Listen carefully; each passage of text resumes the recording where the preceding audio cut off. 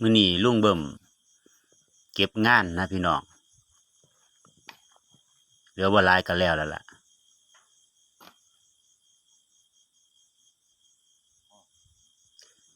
หลังจากที่เก็บงานแล้วก็มาปลูกต้นกล้วยมื้อนี้เอามาปลูก2ต้นนะครับ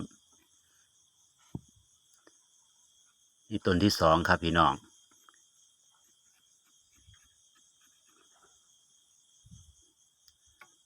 ทำหลังบ่อเสร็จแล้วก็ต้องตามด้วยกล้วยนะครับ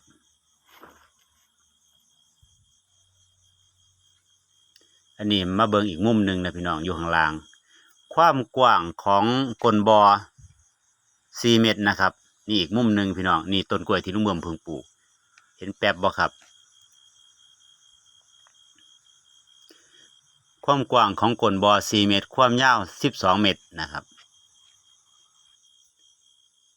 นี่อีกมุมหนึ่งความยาว12 เมตรแล้วก็ยังสิมีโค้งนะพี่น้อง